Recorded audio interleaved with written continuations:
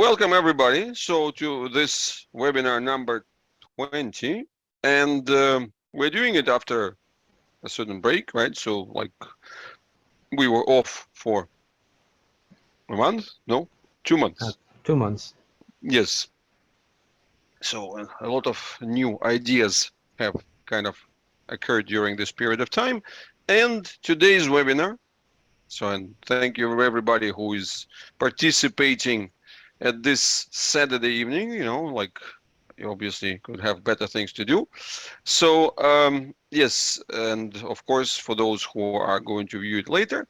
So what we're going to discuss today is something that might sound strange for you when it's been announced as the vulnerabilities management. Probably this is not something that kind of really served well to the idea of maximizing the attendance. Like, what the hell is that? Like vulnerabilities management. Where did you get this term, right?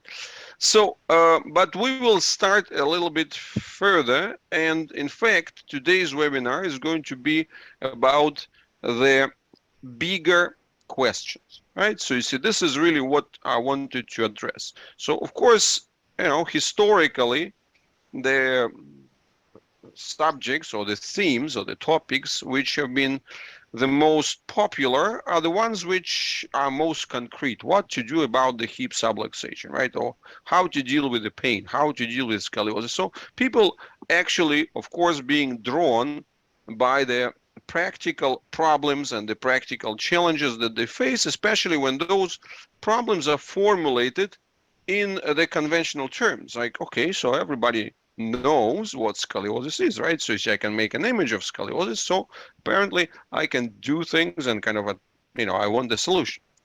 So, and today we will return or like kind of get this transition or get the bigger question, right? So that's really what we're going to try to do.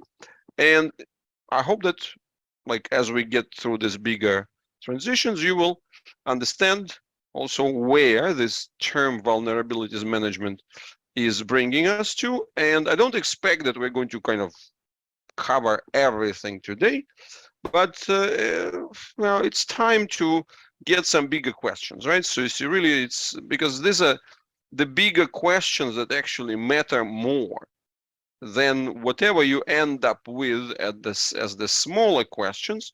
They are always being the kind of end products of the bigger things.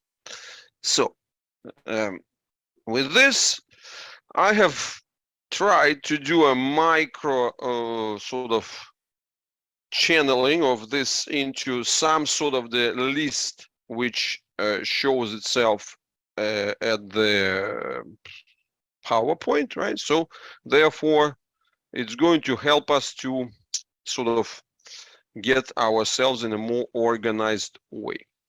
So visibility, good. What we're going to start today are the actual bigger questions, right? Because, as a parent of a child with disability who transforms your life and the life of the entire family, these are the key questions. It's the thing which impacts your life in the everyday context and in the multi-year context. And that's why the central question is, of course, to understand what is progress. What are we here for, right? So you see, what is progress? How to make things better? What is better? What is worse?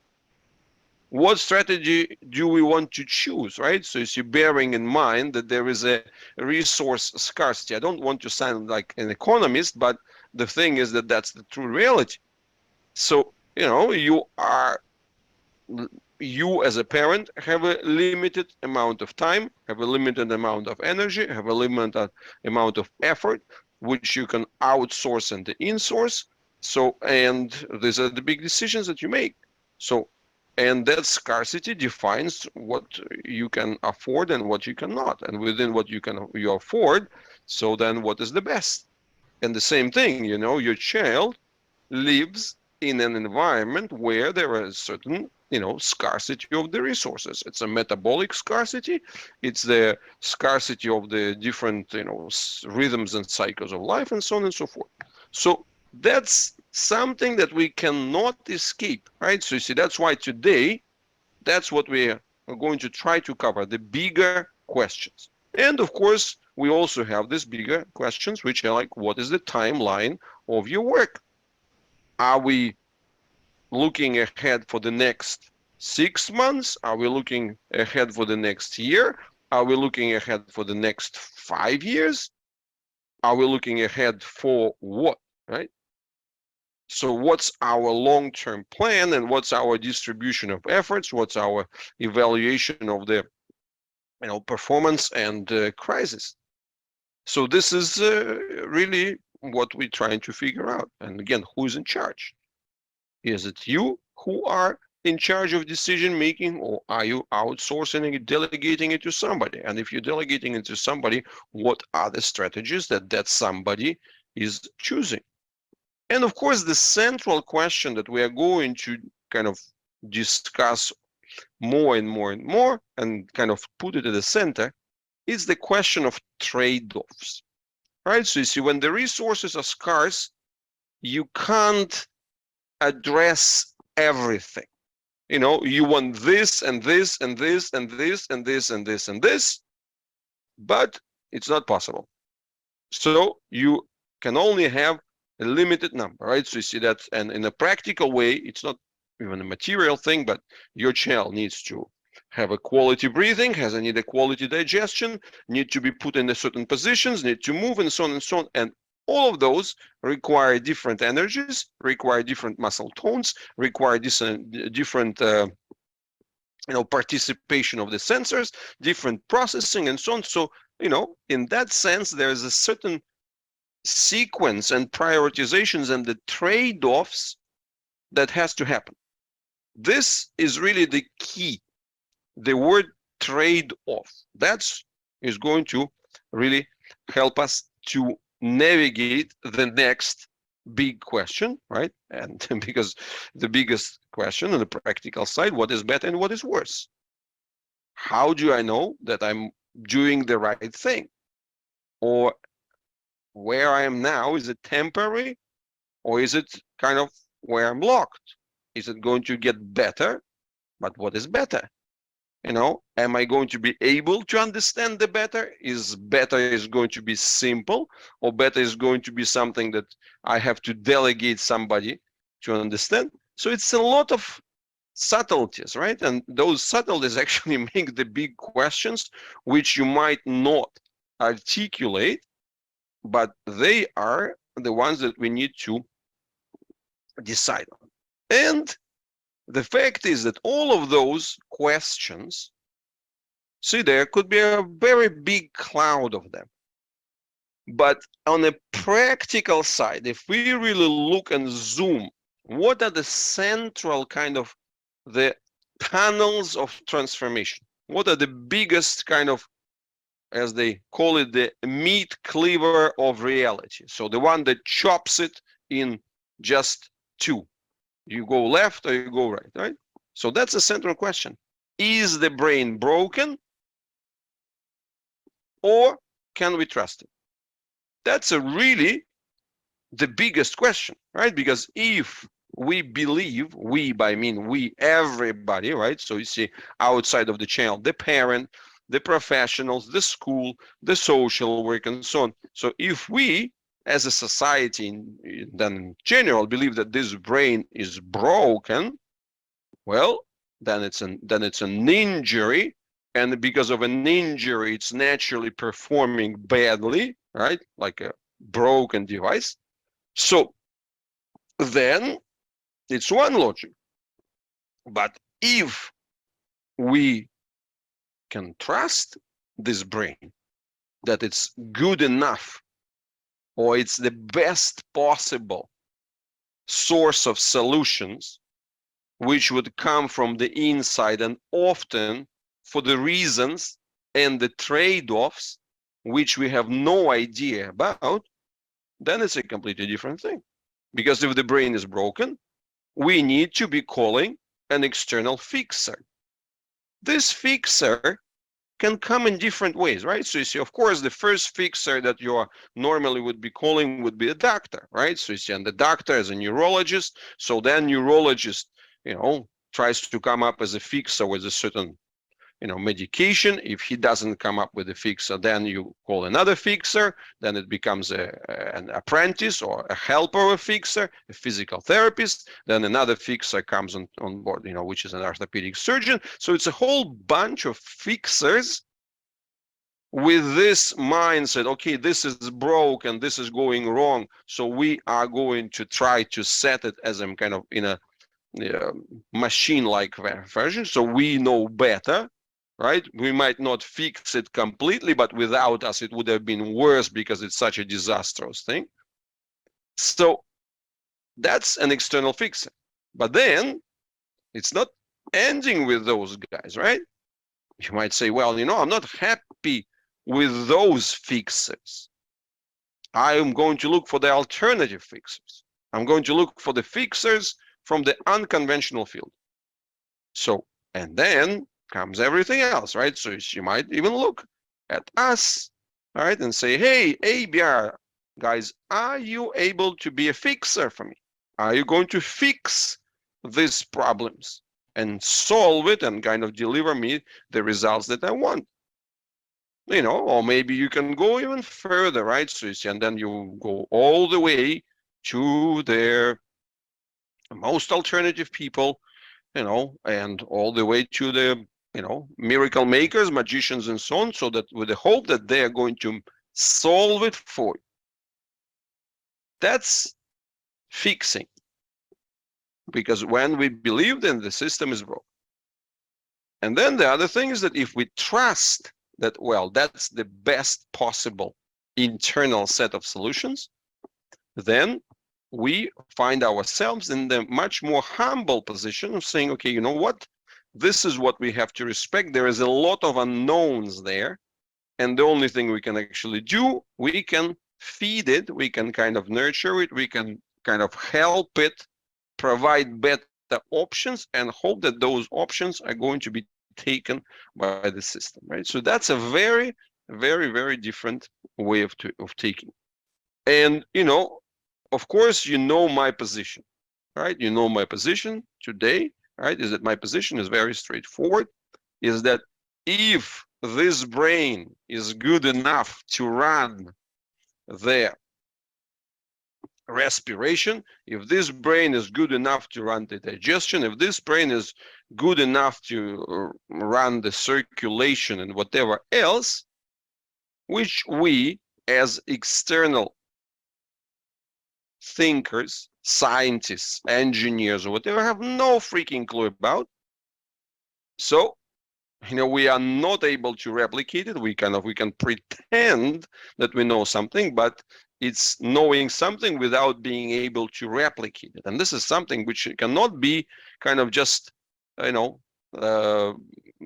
put under the rug. Like, well, yeah, of course we cannot replicate it, but we believe that we have the right to be the fix. So these are really the big questions.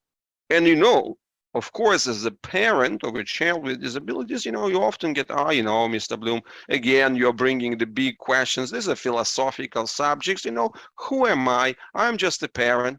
Like you're bringing these questions which belong probably to the panels of conferences and so on of the kind of best brains which are dealing with this subject and so on. Like, why are you bugging me with this? Well, unfortunately, the reality is that those big brains at the conferences, they're completely content and happy with the current situation, right? So you see, they are happy to be in the position of the fixer. They're happy to be in a position of the fixer who cannot fix anything and kind of outsources the fixing into some indefinite future. They're happy in just being in a position to do kind of catalogs of problems and defining the new problems and then getting some kind of short-term solutions which are just good enough for the publications. They have no interest in this thing. So because this is not even publishable, you know, if you come up with those questions to the big journals, I don't know, child neurology or child development, they're going to send you away. Like, what are you talking about? So give us something practical, right? So you see, and again, something practical, which is going to fit the current narrative. We don't look at these questions. So that's really the challenge. And that's why, unfortunately, or fortunately, right? So you see, this is something that we have to discuss with you so that helps you to get into this question. Now, this is a preamble that kind of gets a little bit too philosophical, maybe, right? And no worries, we'll get into more practical side. But in fact, why I'm also starting with this, right? Because this is also another big question. This year, 2023, will make it officially, well, we already made it into, like, officially, since I've been named it as ABR in the beginning of 2003, right? So you see, that means that it makes 20 years of ABR. And truth to be told, as much as it was difficult to communicate and to, in the easy format, what ABR is and what it does for you 20 years ago, we are still having this problem. And what does it mean? Does it mean that I haven't tried? Of course I did, right? It's been every year I bring at least, 10, 15, 20 new definitions. So in 20 years, it's 200 or maybe 300 different attempts and clarifications on making it more accessible. It's been all these transitions, right? So it's equality of life, thriving versus struggling. It was the whole conversation about the fascia and the strengthening of the weak elements and so on and so on and so forth, right? But yet, until today, if you ask yourself a question, when somebody asks you about ABR, like, are you feeling comfortable in communicating the message? Most likely not. Most likely, if it's just, imagine you meet somebody just, like for the casual conversation or like short-term encounter, are you able to tell them that it's in a simple way what ABR does, without going sensationalist and saying, oh, it's going to fix this and this and this for you, right? So of course you can do that. And then they might ask, oh, and how are they going to do that? Where are the kind of sufficient proof and the happy kind of, dozens and hundreds of children, like happily running on a green grass, right? So you see, this kind of questions would come up. And that brings us to this point, what makes it so special? So on the one hand, it's special and it's obvious that it works, right? But on the other hand, it's so difficult to explain and to communicate, right? So you see, and to explain how does it actually work, where do we connect, what is that essence of what we are improving, right? So you see, what we are targeting. And I hope that after today's conversation, and eventually bringing us to the vulnerabilities management as the semi-official term, it's going to be clearer for you, so what it is and how it actually works and where we are. So that was the motivation. Now with this motivation, we are already half an hour through. So as two extra motivational pictures, we are going to look at this, right? So you see, this is going to be the first motivational picture for us. This is agriculture, this is nature, right? So in agriculture, the key thing is the performance and maximum yield of the external values in the measurable, countable, crop specific definitions, right? So you see, that's the pride of the modern society. Everything has to be countable, quantifiable, and so on. So that's mining for the results, right? And here we have nature, which is distributed, which is kind of diverse, which and so on and so on. But the key question, the key difference there, right? Beyond the pastoral and the kind of this good things and like, okay, so the airy-fairy type of conversation, the key words here, this is annual, meaning this is not sustainable and always trying to, it's always dying. It's trying to die, right? It's just like it requires an extreme external support and so on in order to be that way. So you see external fixing. Whilst this is perennial and self-sustainable and actually requires just minimal external contributions in order to kind of have this quality existence there, right? That's the first thing, right? And now this is a picture which has been sent by Brigitte. I don't know where she has found this nice picture, but it's a more of a drawing, right? And here, this is the picture that I have found before. So this is this gentleman showing, this is a scientific work, this is some agriculturalist or whatever naturalist. So you see he is showing you the comparison of the two types of crops.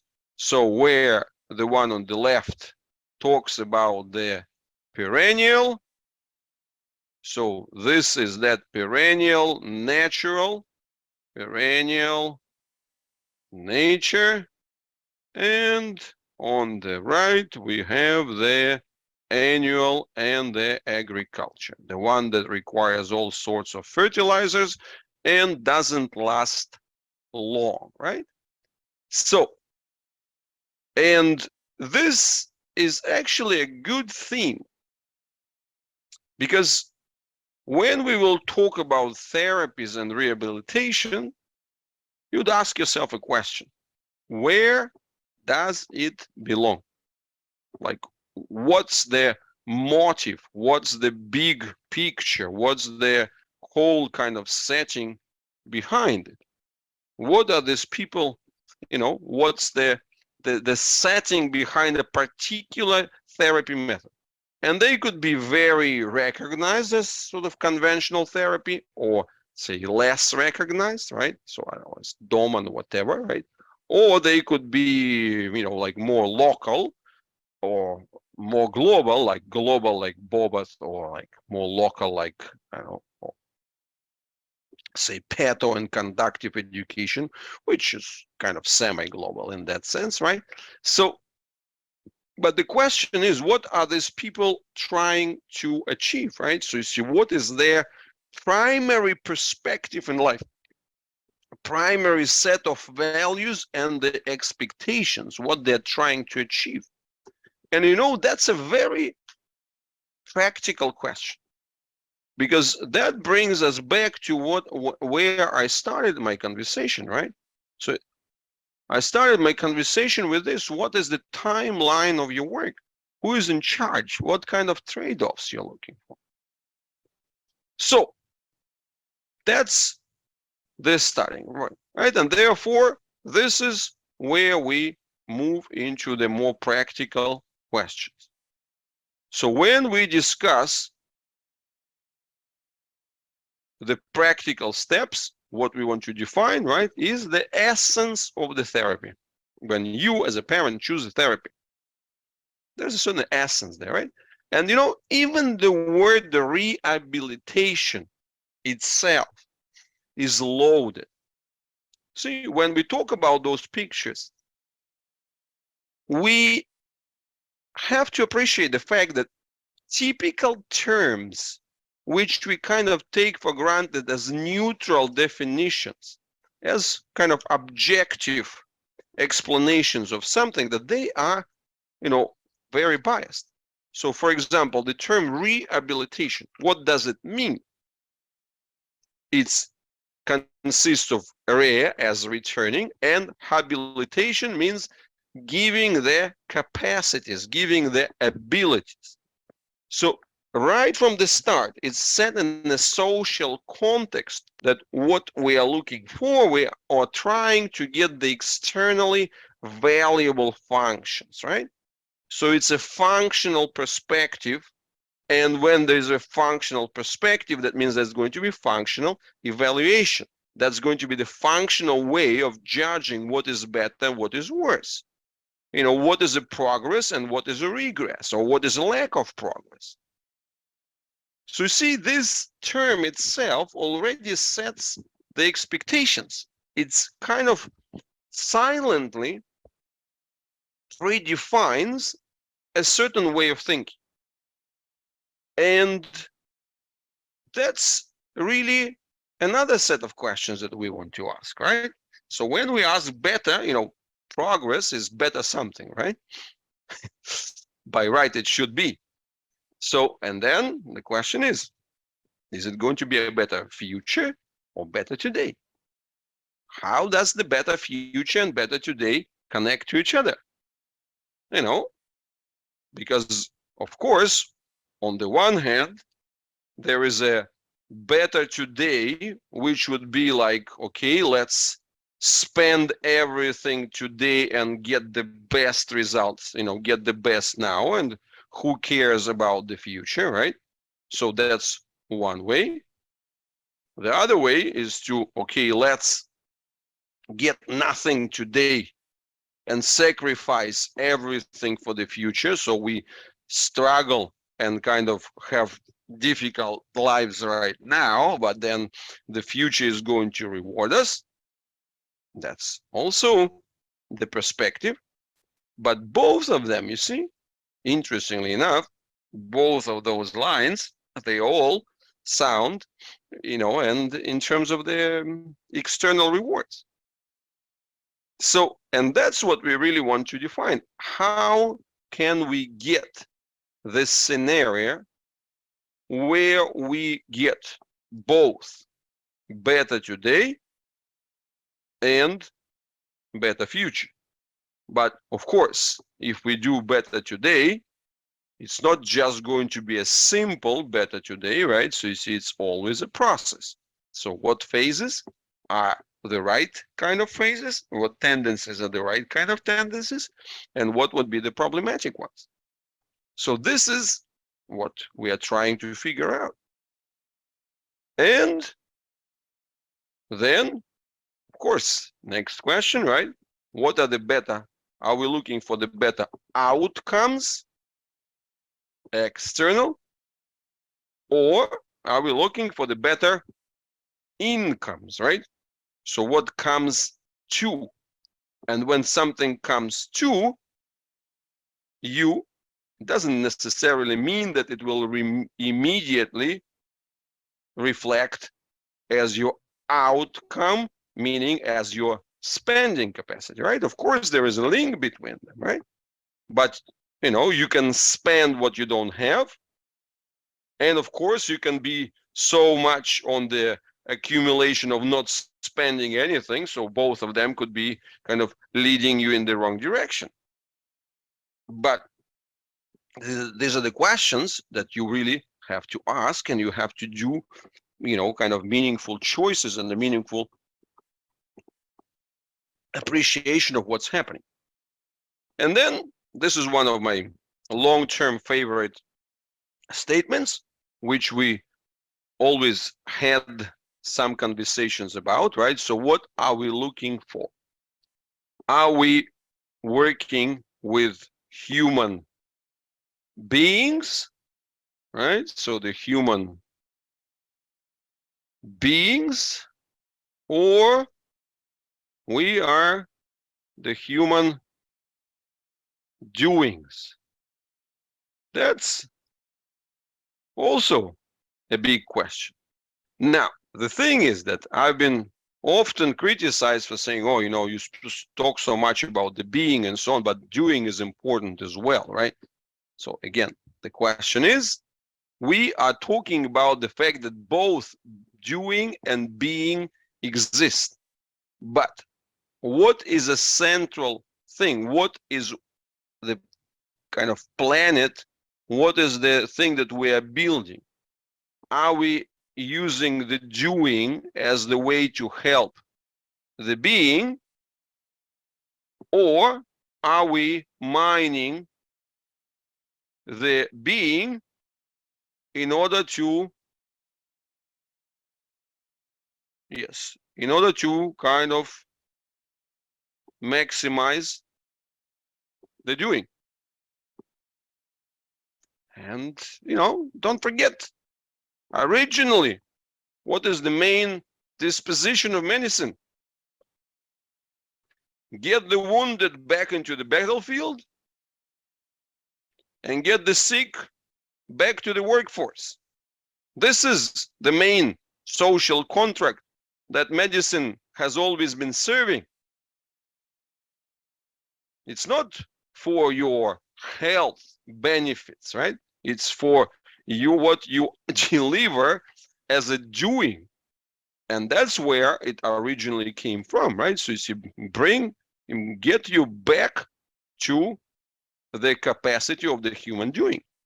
And yes, of course, we all part of the society, so therefore a certain human doing component is essential. But the central point is what for what? What is the centric part and what is kind of the dependent? Where it's, the means, and where is there, not the end, but the goal, right? So, as I said, today's conversation might first sound a bit too theoretical, but these are the questions that we need to ask, right? And, that I'm very much able to talk about the things that are very, very practical and very kind of down to earth in terms of, okay, this particular connection, in the hip joint, or this particular link over there, and so on. But, one of the opportunities that we're trying to get with the webinars is also help you to see the bigger context, because the fact is that, of course, as a parent of a child with disability, and the member of the society, and the member of the family, and, right? You have so many roles to play and so many hats to wear, that what is the number one thing?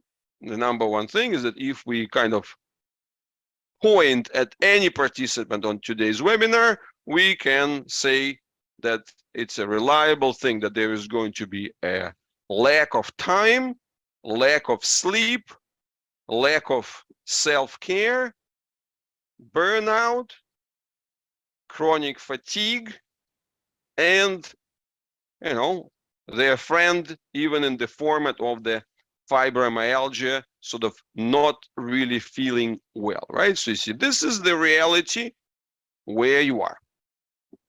And, of course, that's why the purpose of these webinars is to help you, at least a little bit, to soften the blow, right? To ease your burden and to kind of give you a certain level of underpinning, sort of confidence and state of, assurance that you are in the right field with the right moves and with the right things and so on. So, and also with the trust that you can put in the child into the process, that is actually, very, it is going to be helpful to make life better and easier for you, right? So you see, the goal here is not to put the new extra troubles on you, right? But the goal here is actually to help you in handling your everyday life. So, and as we move further, we are getting closer to the way of formulation, which I find is going to be the most practical here. So better performance or better existence. Now, of course, that comes very close to doing or being, right?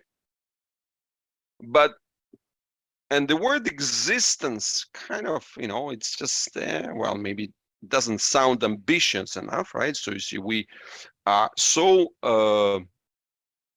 overloaded and inundated with this conversation about the performance, right? So you see, put Look everywhere. Performance of the teams, performance of the businesses, performance of the countries, performance, peak performance, optimized performance, and so on and so on. So existence kind of sounds small. But on the other hand, the key point is that if we draw a proverbial iceberg, we have a very big, deep underwater part of existence, and that is the only reason why we can have this little part on top, which is the performance. And this way we are starting to get practical, because the central question that we would be asking there about the key difference in the child with disability is that what happens there?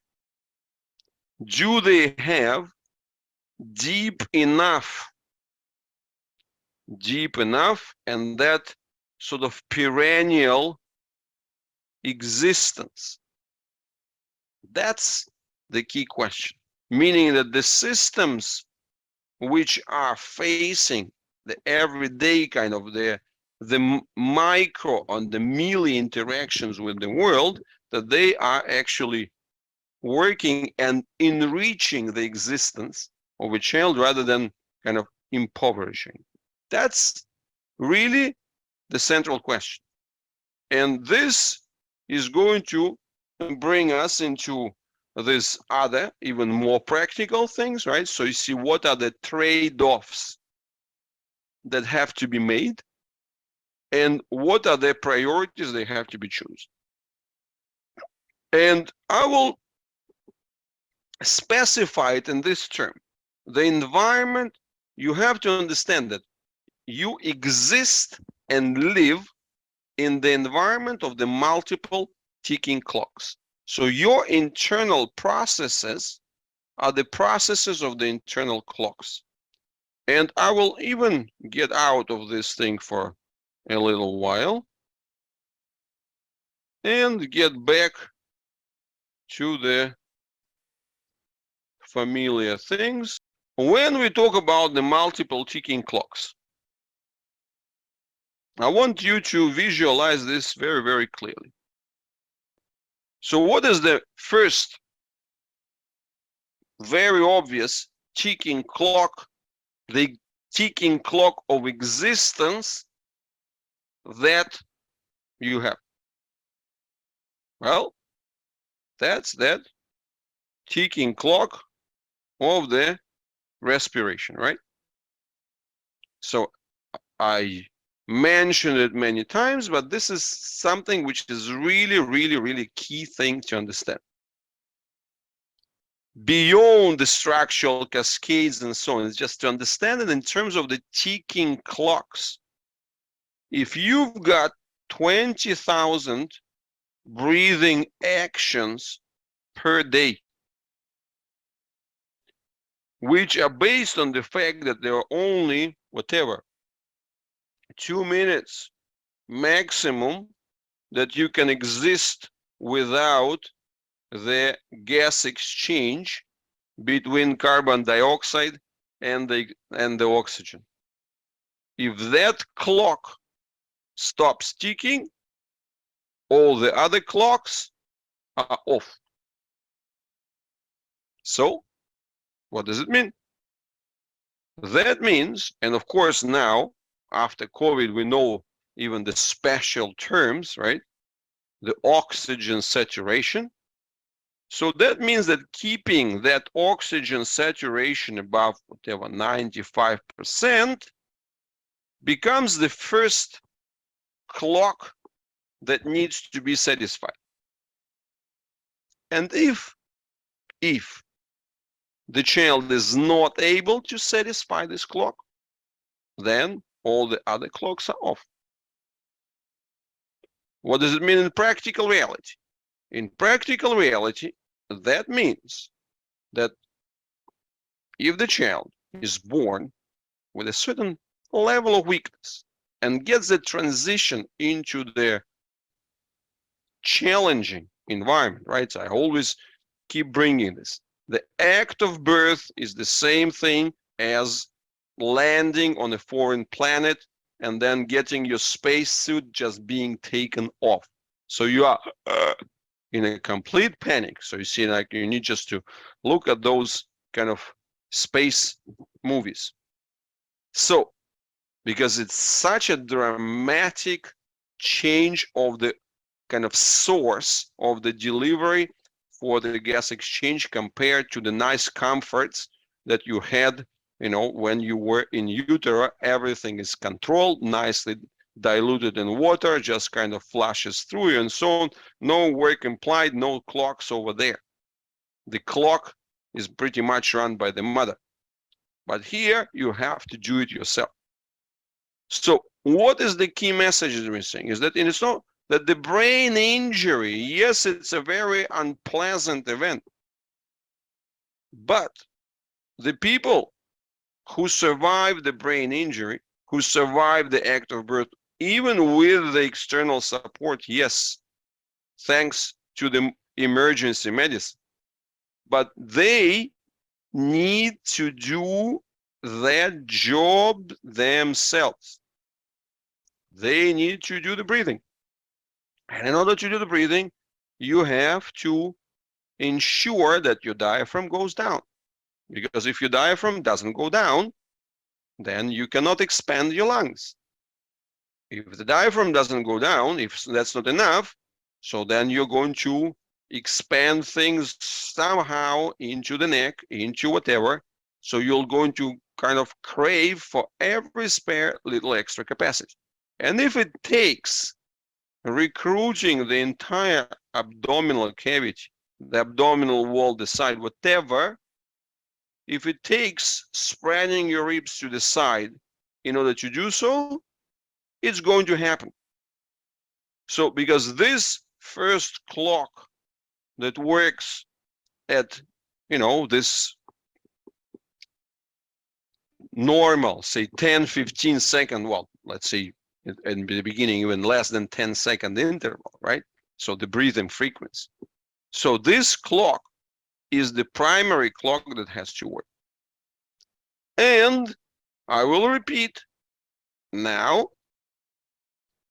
but if you do this, if you are being the brain, this is what you have to optimize for existence. But then, besides of breathing, you have the exchange of liquids and solids, right? That's called eating and drinking. Let's say that happens 20 times a day. 20 is 1,000 times less frequent than 20,000. But on a daily scale, it's still very often. So now you are in a position of a trade-off. You are the brain, right? You have to do certain optimizations. You have to find the ways to deal within the yields and the capacities and so on, so that you will be able to run several clocks at the same time, that you will be able to run the respiratory clock, and then simultaneously, for every 1,000 tickings of the respiratory clock, where the cycle, and we will get back to the conversation with cycle later, where the cycle has to work, you have to install the cycle of the respiration, of the digestion, liquid intake, digestion, and then so on. But then for 20 acts of the liquid and food intake, well, you need to do one act at least, or when you are a child, maybe 2 or 3, right? The act of bowel movement, which is a lot less frequent, right? But still, if you don't get that one way or another, you're not going to make it further. Now, in this list of these balls that the brain needs to juggle, ask yourself a question. Is it going to recruit the arms, the legs, whatever, right?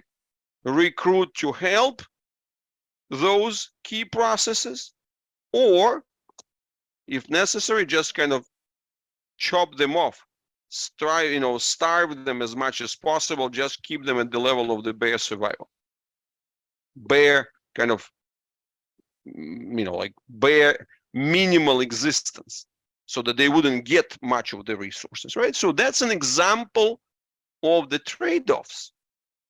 So this is the practical kind of holistic approach to see those clocks working at the same time, right? And of course, the clock of locomotion is the clock which is, coming a lot less frequently, right? And then, but then within that clock would be the clock of the development, for example, of the cascade developments, the development of the pelvis, and so on and so forth. Well, because we are born at disadvantage, right? We are born at disadvantage with very small pelvises. The pelvises, which are, even for the healthy child, which are like 5 times smaller than the pelvis that you actually need to control the legs. So that pelvis, you have to catch up.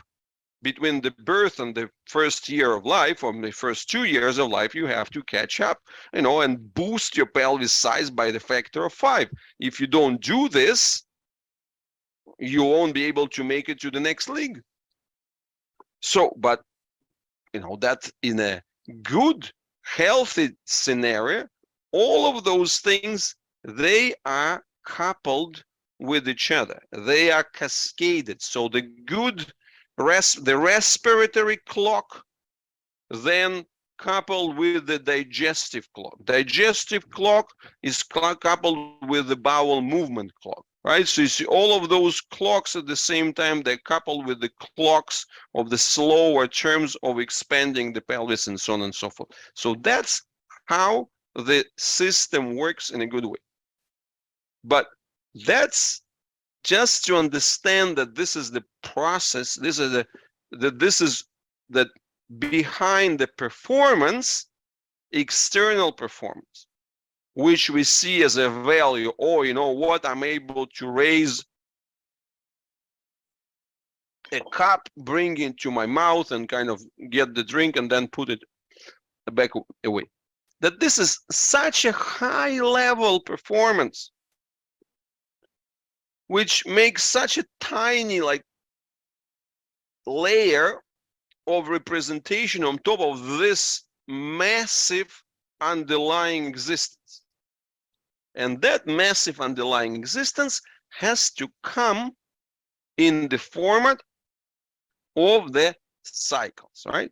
And that conversation about the cycles, we are going to get back to it very, very soon, or to be precise, now, right? So that's kind of maybe a detour from the nice philosophical lines that I kind of started, but I hope that this gives us the necessary practical refreshment and the practical touch so that we can get back to this set of the presentations, right? Because at the end of the day, once we understand that we are in the environment of the multiple ticking clocks and have to do the trade-offs and the trade-offs between the existence and the performance, again, we go back to the bigger questions which we outlined. Is the brain broken, or can we trust it? And I really want you to make this, to feel this question, because this is, it's not easy, right? It's especially when you see your child, struggling with so many things, when they're also being uncomfortable, and when you are comparing them to the healthy children, and you see them that, here is this, and then you see they routinely get into one crisis or another, and it could be crisis which would be respiratory crisis, digestive crisis, emotional crisis, muscular crisis, and so on. It's very difficult to keep this big perspective. I mean, it's very understandable. But this is what we need to look at, that we are not fixers, we are connectors, right? So we are connecting and enriching this kind of reservoir of the life and so on, which is happening inside of those fasts, at those internal cycles. This is the key image that you have to get. And again, I fully understand that it's not easy because nobody is bringing this message. But it's a double lock of a problem. Nobody is bringing this message because healthy people are just too good.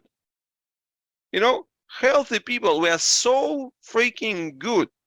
There's so many, the thing is, it's the level of the optimization within the system and the level of coupling and timing and so on between those different systems is so good that it's easy to overlook it, as if we just take it for granted. And then, like muscles, performance, do this, this. But the reality, we can see the reality of how complex and how significant is the existence via the children with disabilities. That's a paradox, right? So you see, in fact, this is what I keep telling for the people inside and outside this, the field, is that I keep telling the people, look, the reality is we collectively, as a society, humanity, medicine, whatever, we have this blessing, we have this like window of luck that the kids with disabilities, right? So you particularly with the so-called cerebral palsy, who barely made it, who barely survived, let's say for the previous 5,000 generations, now can live long enough, given a certain support on the metabolic level, right? And the care level, and they also show us through this the diversity of who we are. So what happens, is if there was an ocean and the ocean level dropped, and suddenly you see kind of this underwater life, right? And then instead of kind of respecting this opportunity, instead of bringing whatever the best minds of humanity into this and starting to learn and extract and so on, what do? We have it in some kind of dusty corner, which is draped in nice colors of inclusivity and diversity and so on, and kind of, okay, so, but on a practical level, it's exactly the same thing in terms of the methods of kind of understanding, treatments, and so on, as they were, whatever, 50, 70, 100 years ago, when the same individuals were treated as, considered invalids, retards, and all these other kind of terms which we are not supposed to use anymore. Yes, we're not using the terms, but we're doing exactly the same things. So, it's just the decor that hasn't changed, but the essence is the same. So instead of seeing, wow, we have this absolute opportunity, okay, the way how the whole thing is shaped is the other way around, right? So the system is trying to squeeze these children, right? These individuals, this kind of the ones who show you the real spectrum of what humans are and how the human existence manifests and kind of expands and what's there inside that reservoir. So instead of that, we just try to reduce it to rehabilitation. 5 sessions of physical therapy have bring us so many angles, X degrees of improvement in the knee joint. Or, let's say the whatever, so many sessions of physical therapy and occupational therapy has to translate into, like get a channel being able to cover to cover 3 steps on the stairs. I mean, like, that's performance, right? So you see, even the people who kind of scream of existence, what happens? The system tries to convert them, squeeze a performance out of them. Like, it's, you see, if we get back to these pictures which Brigi has shared, it's, as if when we look at those and, look at this and say, oh, we don't see the meadow, we don't see life there. We say, what kind of crops we can extract from those, wildlife?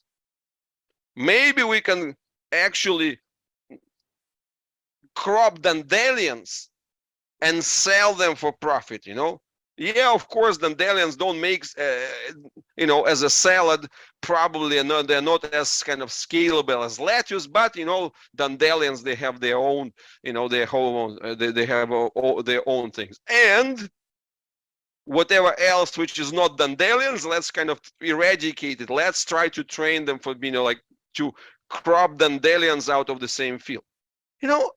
It's just very sad. But this is the reality that we are dealing with. And bringing it back, that sets us into these big questions. What are we doing? Are we going to chase milestones, like new and more things? Or we're going to take the situation where the child is as a progress, right? And try to do that current situation, current level of performance, right? Find what's behind the performance. Do it much better. That's really the setting that we are looking at.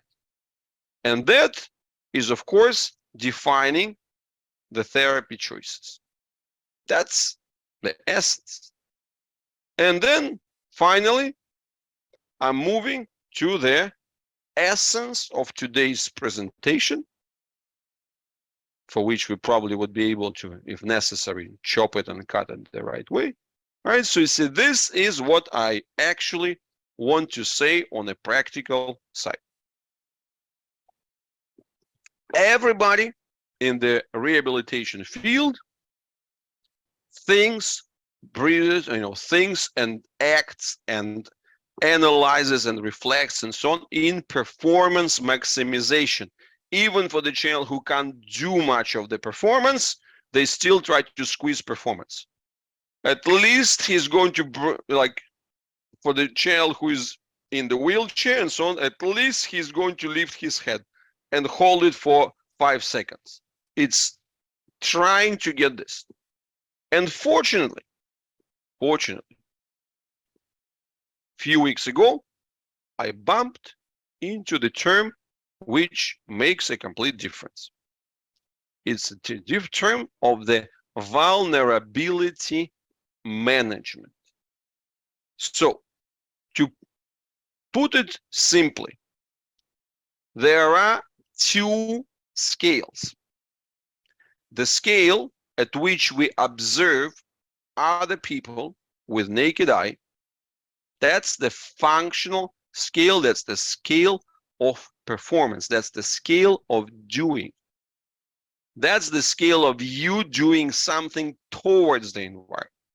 And that's, of course, locomotion, walking, crawling, and so on, positioning, sitting, and so on. And that's where the fine motor skills and so on belong. The key word here, it's performed at meters per second. Meters, that's the size. Seconds, that's the time scale.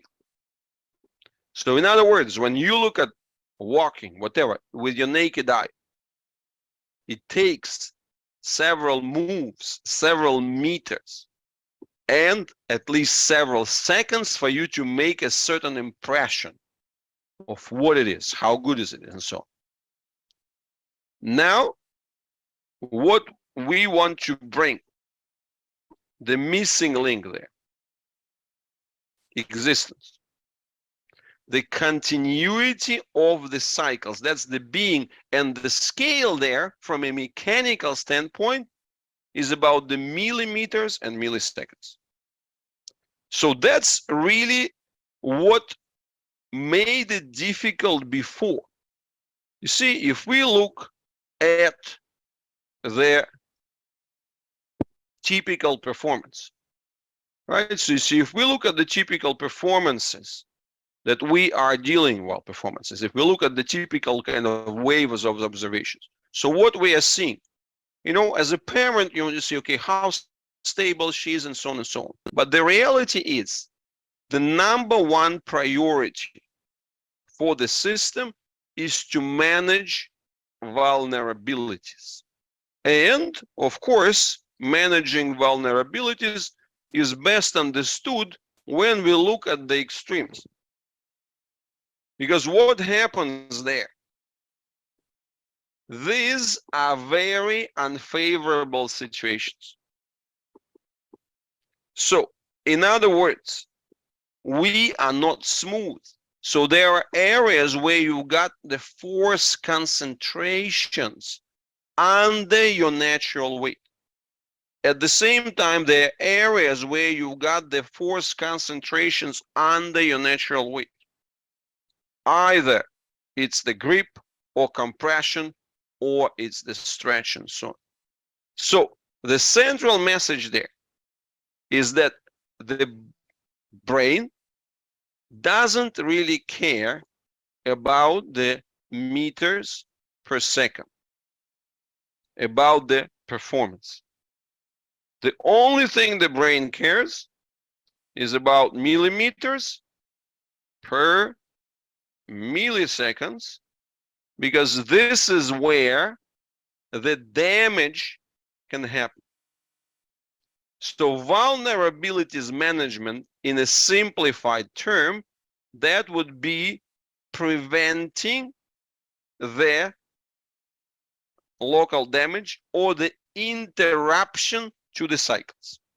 Because you see, in that respect, concentration of forces, local concentration of forces, brings damage. A micro damage needs healing. It takes a millisecond to get a damage, and it takes days to heal it. So therefore, the number one thing that the brain is concerned about, how to organize everything in such a way that the clocks would be ticking. That's the internal metabolic optimization. And from the mechanical perspective, how to make sure that the damages are contained within the unpredictable and within the external environment, which is unpredictable and which has changes of directions, loads, concentrations, and so on. So these are the two things. So when you look and say, you know, this looks strange. I mean, like, why wouldn't he move, or why he moved that one time and doesn't move this way? You know, why is my child too lazy? Or why my child don't do this, right? You know, why he did it last time and he doesn't want to do it anymore? Or why he does that and doesn't do that? Is to understand that the brain doesn't care about the performance level. The only thing that the brain cares is how to handle and prevent and contain the damages. So therefore, as a result, what is it going to optimize? It's going to optimize stability over mobility. And that's what I call this sequence of trade-offs. So in case that the person has a weakness and cannot contain the bad, what would they do? There would be a strategy for optimizing it, right? So the strategy for optimizing it would be, if you can't distribute the loads between the two rib angles, what you're going to do, you're going to switch. In the presence of the torsion loads, you're going to switch to one. And if you can't handle the compressions, what you're going to do, you're going to bring the ribs directly over the pelvis, so that at least they have this passive support. How you're going to change the properties of the skin? You're going to glue it together, or on opposite, in certain areas, make it particularly loose. So these are the decisions. So when we look at it through the performance lens, it's like I mean, this is what the hell is this? It's a pathology. Means that the brain is broken and it's wrong. But the only reason we see it as a pathology, because we only look at the reality through the lens of meters per second, whilst the real existence that the brain is dealing with happens at the level of the millimeters per millisecond. But now I want you to understand the differences there, right? And don't be scared of the numbers, right? So what does that mean? That we change the scale from meters per second into millimeters per millisecond, right? So what is a millimeter? It's 1,000th of a meter, right? What is a millisecond? It's a 1,000th of a second. If we multiply 1 millisecond by 1 millimeter, we get 1/1,000,000th of a meter per second, right? That's one level, right? You can see how quickly and how spread is the thing. And of course, what is the other big thing? When the millimeters per second happen in the single units, right? It's the arm, the leg, and so on. So it's singles.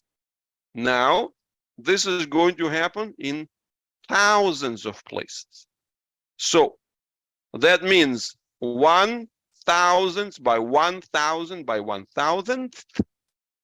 It makes it into 1/1000,000th, right? So you see, that's the scale.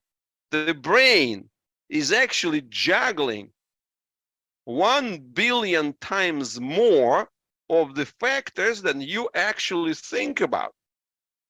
And then you say, this brain is freaking broken. I mean, you understand how many balls the brain has to juggle, and say, no, Mr. Brain, I don't want you to juggle those balls. Please give me that function.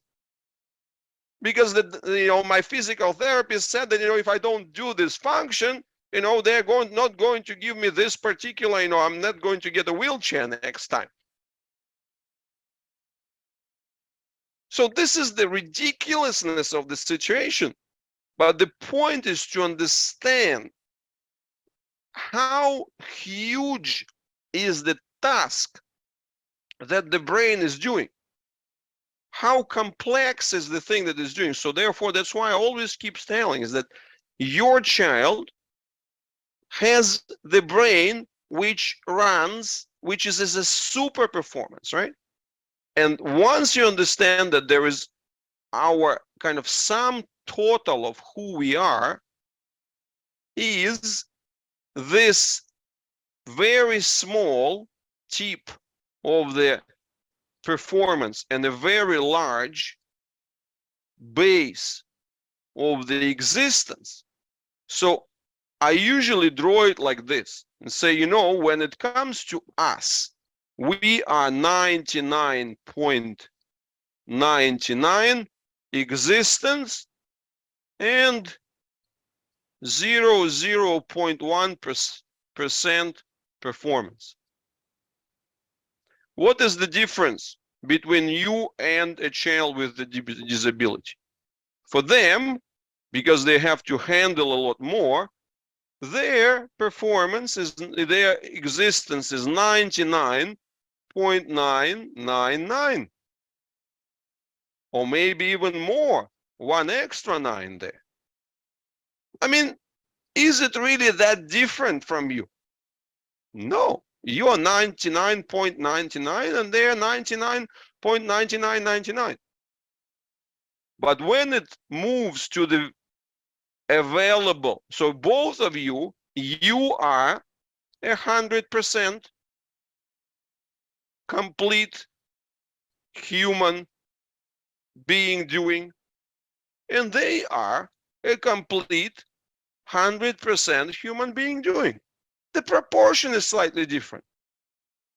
So, your child, even the most, like again, most severe child, what is his thing? Is that he does, correspondingly, he does 0.1. That's it. Well, I mean, I missed one, right? That's it. But now, the problem is when you compare 99.99 to 99 and 4 nines, it doesn't sound so different. But when you compare 0.1 with, 3 zeros and 1 instead of 1 0 and 1, now it's 100 times more. You are now suddenly looking 100 times, an average person performance-wise looks 100 times more advanced than the child with a disability. That's it. We are equally complete. There is no difference between us. We are predominantly the existence and the tiny sliver of performance, and they are predominantly the existence and a tiny sliver of performance. But of course, the tiny slivers, they differ.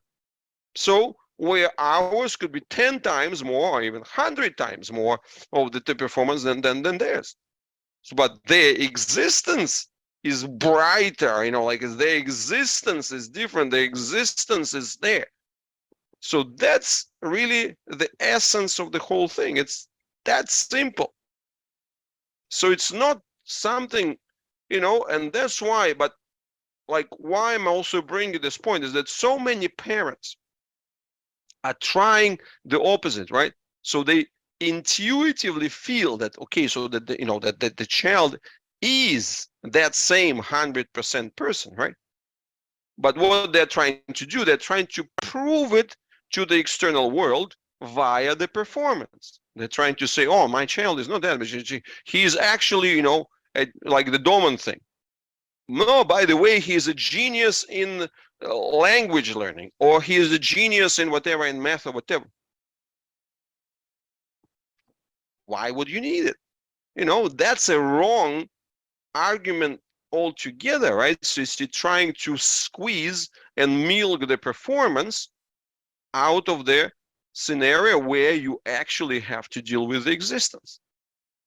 And see, this is probably not something very new for you. But fortunately, the other day, I have found this, that in order to put the term on this, right? So you see, what is the greatest challenge that we've been historically facing? There is no way to pin it. So what happens is that there is language for performance, but there is no language for existence. Whatever language they have there is very weak, it's just kind of, you can't really, could be philosophical, it could be elegant, whatever, but it's not operationalizable, to say so. You can't say, oh, we do this and this and this to improve the existence, because it becomes, human being Sounds nice, but it's very philosophical. Show me what I'm going to do with this being, right? And tadam, look at those terms. How vulnerable is your cloud? Huh? Isn't it great? Mitigate ransomware risks. And then, look at this.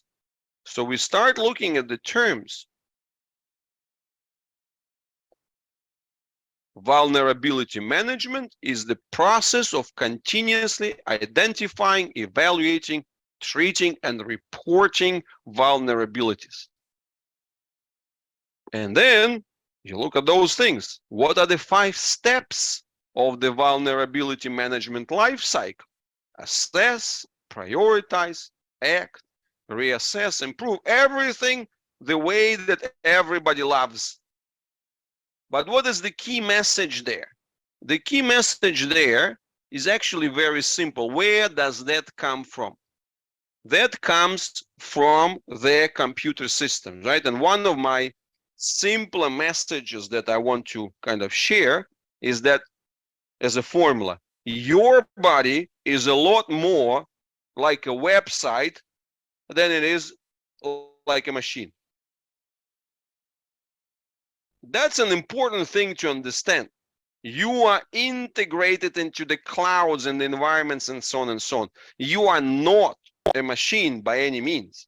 Your existence is much more like an existence of a website or network, right? Because it's all this language comes from dealing with the networks embedded into the environments, right? And what is the key message there?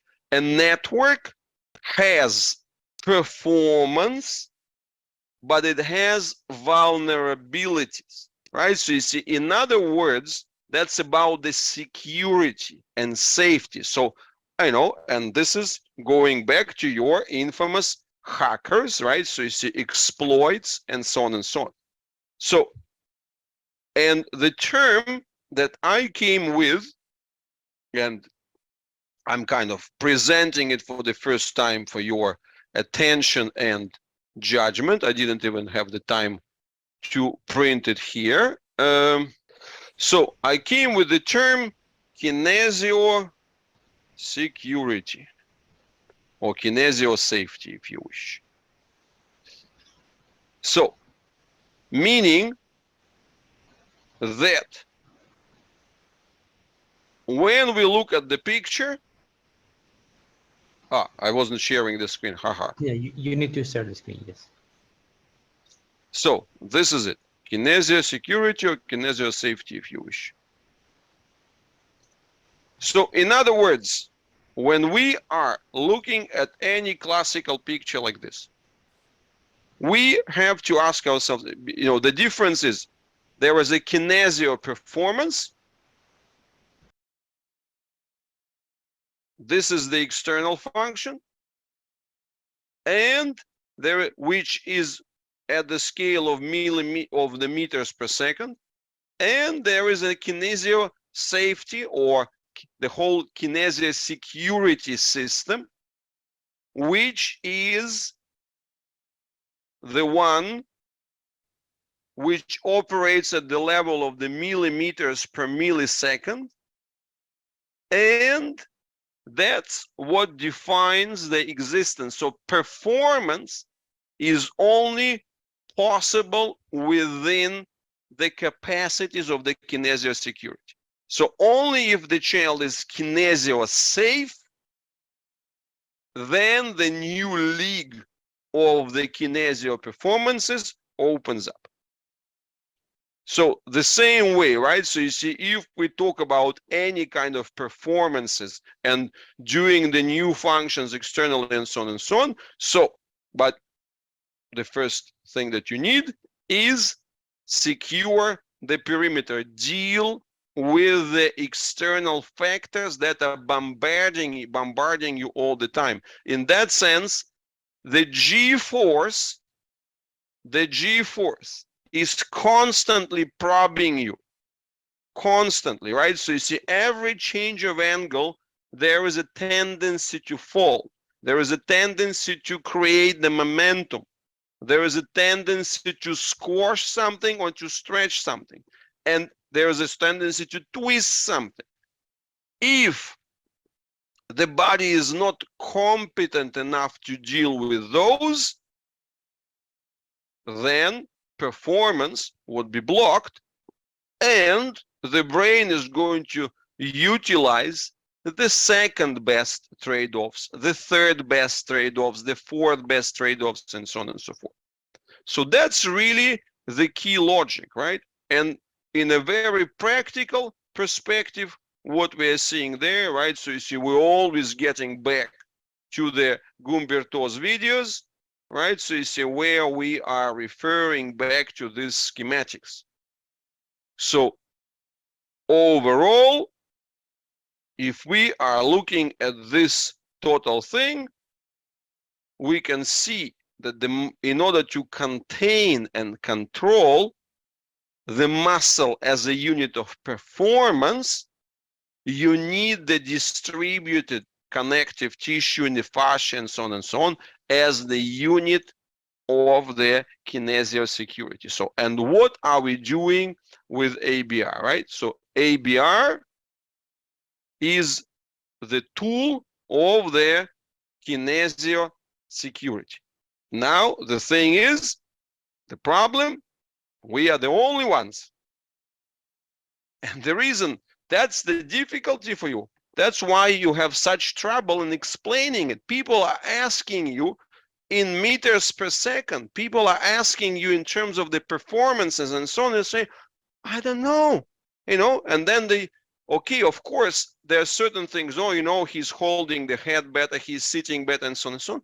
But then they say, but then the next question, okay, he's sitting better, but maybe he could have started sitting better by some other means. Is it a good enough reward for so much effort that you're doing? When is he going to stand? When is he going to walk?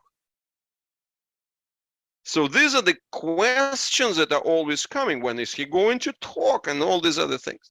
But the thing is to understand that when it comes to the body, there is this relationship, kinesio existence, kinesio security trumps the kinesio performance. This is where we have to respect, we should never be chasing the new.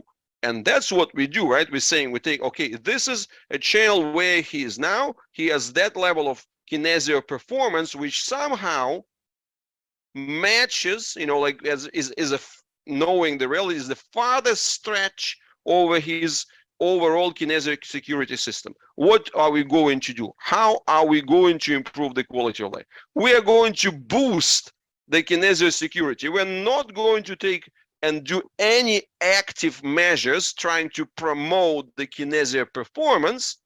We are going to trust that it's going to emerge as and when and how and so on as the kinesio security system is going to allow. This is what we're looking at. Our job is going to be to boost that distribution, to boost that kinesio security as much as possible. And this is where we are perfectly aligned with Mr. Brain, right? Because basically, that's the true priority. That's why we can trust the brain, right? So you see, and what we do, we're just using the tools of feeding those distributed fields of fascia and so on, which are fortunately being brainless, right? So you see, they just respond directly to the external mechanical stimulus, provide better distributions and connections, so that the Mr. Brain can say, thank you very much, I feel more kinesio secure. So as I feel more kinesio secure, I can do something else. But we don't know. What is it going to do? Because it has to monitor also the processes, for the internal clocks, right? So you can rearrange those clocks and redirect and kind of calibrate those clocks and so on. So that's why for us, the key points, kinesia security when it comes to the body and when it comes to the, like to the metabolic systems and so on, again, helping them first to make sure that all of the internal performances, metabolic performances are done in the best way. So those clocks are addressed. So, and only whatever luxuries emerge out of this in terms of the kinesia performance is something which is coming much later. So it's exactly 1.5 hours since I started, right? So of course I can continue this for a lot more, but I hope that I kind of managed to do the primary introduction of this, right? And you're very welcome to look at this vulnerability management yourself, right? And fortunately, there are like thousands of entries in Google, right? So you see for this, and because they are like, again, network securities and so on, and everything the way that people like. 4 cycles, 5 reasons, 3 ways to improve, 12 components, and all these other things. So, and this is our central point. The vulnerabilities, we when we look at healthy people handle their vulnerabilities. Their kinesia security is working extremely well, thanks to the capable and well-indexed calibration of the entire connective tissue system, which can handle, internal sparks and spikes and external ones and so on and so forth. That's why we can afford the kinesia performance. What is the key difference of a child with a disability? Their kinesia security is in shambles, right? And that's where we need to work. Yes, that's why we work with fascia. And that's why we focus on the kinesio, on this distribution.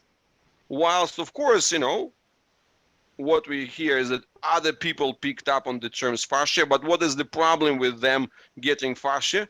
They try to fool the fascia again and get more of the kinesio performance.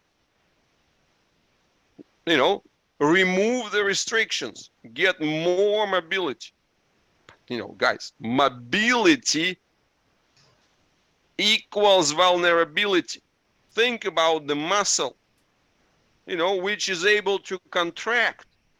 It's like a wild beast, unpredictable, creating all sorts of vulnerabilities. So before you can do anything, right? So you see, like you put a Ferrari engine into, like a little tiny family car, like or whatever, and then, expect to manage it, right? So you see, this is exactly the same thing. Vulnerabilities, security management, being able to deal with those mechanical spikes and so on. So that's the essence. I hope that eventually we will be able to evolve and get this kind of communication on a more kind of advanced level and sort of broader level, right? So you see, and establish the term kinesia security overall, because again, the problem for healthy people, kinesia security comes automatically.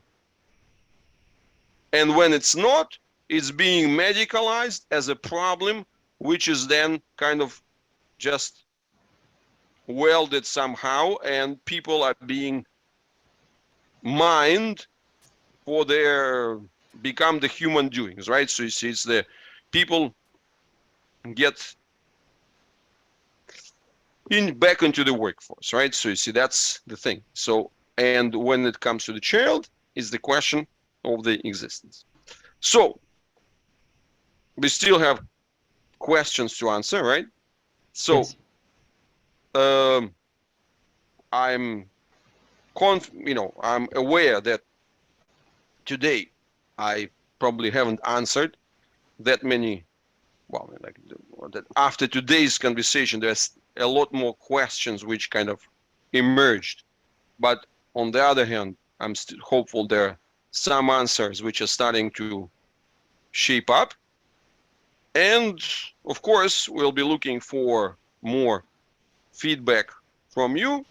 right? And make sure that if you can comment and share and sort of get back to us with how is that, does it help you? Does it make it clearer? What else do you want to understand? And so on and so on. So we'll be very happy with this. But overall, as a kind of understanding, hey, by the way, everybody is looking at the meters per second, whilst the reality is at the millimeters per millisecond, which we take for completely for granted. That's actually it. And the problem of explaining ABR is exactly because of that. We are studying, analyzing, evaluating, and of course working at improving things at the millimeters at milliseconds, whilst for whoever it is, whether it's their, just an average person or whether it's a professional, they're all meter per second individuals. So for them, it's like millimeters, milliseconds. What the hell are you doing? Doesn't do millimeters matter? But the thing is that when we try to discuss it through the lens of performance, it's hard to convince people that millimeters matter, right? This, millimeters, meters, that's big thing, right? But when we discuss and switch the conversation, say, hey, it's not about the meters, it's about the vulnerabilities, and vulnerabilities belong to millimeters, obviously. So that's the message for today. I hope it helps. So, and now we're going to move on into after a short break, we're going to move into the question and answers for the ABR families. And for everybody else, we are going to wave goodbye and Right. invite you to give us the feedback and share when possible. Cheers, all the best.